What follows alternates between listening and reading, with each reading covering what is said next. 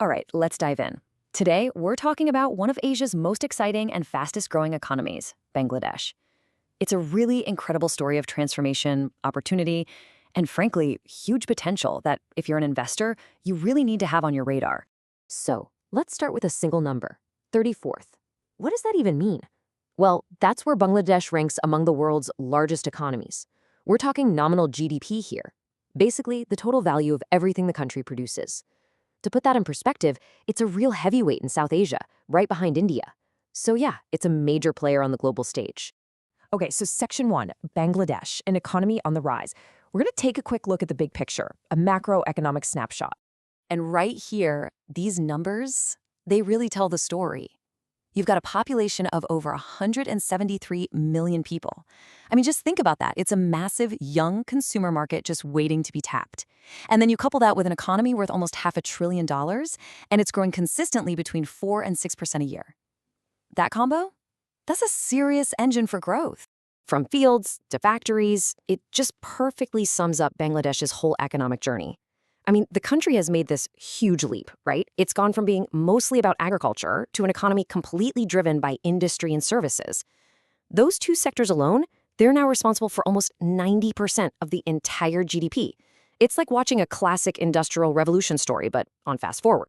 All right, so Section 2, mapping the opportunities. Let's get into the details of finding your niche in this booming market. And that really is the key question, isn't it? Where do you fit in? Because what's so interesting here is that it doesn't matter if you're a small local startup, a huge company, or an investor from halfway across the world. There are different doors into this market for just about everyone. So let's start with the local entrepreneurs. You know, the small and medium-sized businesses, the SMEs. These guys are the absolute backbone of the economy. I'm not exaggerating. They contribute a quarter of the entire country's GDP and create most of the jobs. This is where the real grassroots energy is. And for these SMEs, the opportunities are everywhere. Just look at this list. You've got tech, right? ICT and e-commerce, with 131 million people online. That's a huge audience. Then there's agro-processing and fisheries, taking raw goods and making them more valuable. And of course, you've got manufacturing sectors like leather, footwear, and specialized garments that are perfect for both the home market and for export. Okay, now let's scale up. What about the big, established domestic companies?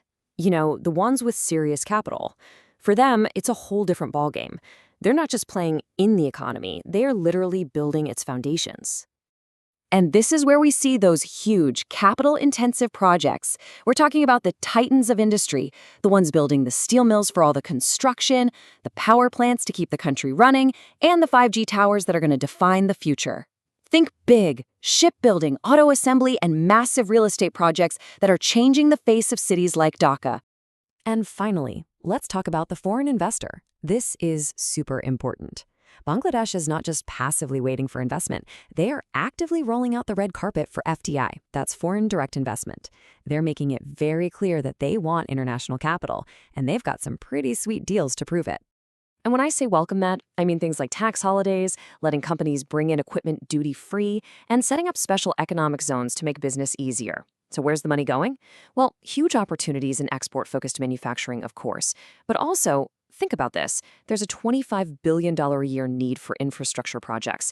And then there's the growing middle class, which opens up everything from financial tech and retail to private healthcare and education. All this talk of exports leads us right into Section 3, the global trade engine. We're going to look at what flows in and out of Bangladesh. And this comparison tells you almost everything you need to know. Look at the exports. It's dominated by ready-made garments, with leather, pharma, and jute also in the mix. Now look at the imports. Machinery, energy, raw cotton, and steel. You see the connection, right? They're importing the raw materials and the machines needed to fuel their massive export industries. It's the perfect picture of an industrial economy at work. Wow. I mean, if one single image could tell the story of Bangladesh's exports, this is it. Just look at that. A mind-blowing 81% of the country's entire export earnings come from one single thing: ready-made garments. That's not just big, that's dominance. It's the engine that powers the whole trade machine and makes them the #2 textile exporter in the world. Okay, so far it's been a pretty rosy picture, right? But look, any smart investor knows you have to look at both sides of the story. So, In this next part, Section 4, we're going to talk about navigating the headwinds. Let's be real about the challenges. So, the big question is it all smooth sailing? And the honest answer is, of course not. No fast-growing market is ever that easy. There are always going to be hurdles. But knowing what they are, well, that's half the battle. So what are those headwinds? Well, here are some of the big ones you hear about. There's the bureaucracy, the red tape that can just slow everything down. The infrastructure is getting better, but you still run into bottlenecks at ports and on the roads. And then you've got the economic stuff. High operating costs thanks to inflation, rising interest rates. Plus, there's always a challenge finding enough skilled workers. These are the real, on-the-ground issues you have to plan for. But challenges aren't roadblocks. They're just things to solve. And that brings us to our final section. Number 5, unlocking future growth. This is the roadmap, the playbook, for how to tackle those challenges and keep the momentum going. And really, the playbook is pretty straightforward. It's a clear, 5-step plan that directly addresses the problems we just talked about. Step 1, cut the red tape. Simple. Step 2, double down on infrastructure investment. Step 3, reform the banks to make it easier to get capital. 4, improve transparency and accountability.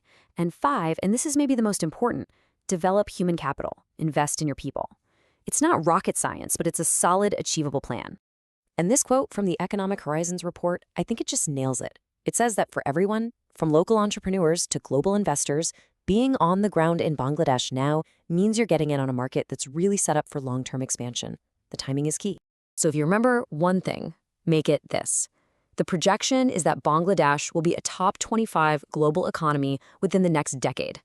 Think about that. The path is clear and the momentum is undeniable. Which leaves us with this final question to chew on. Is Bangladesh on track to become the next great Asian success story? When you look at its huge workforce, its strategic location, and its raw ambition, well, all the ingredients are definitely there. Something to think about. Thanks for tuning in.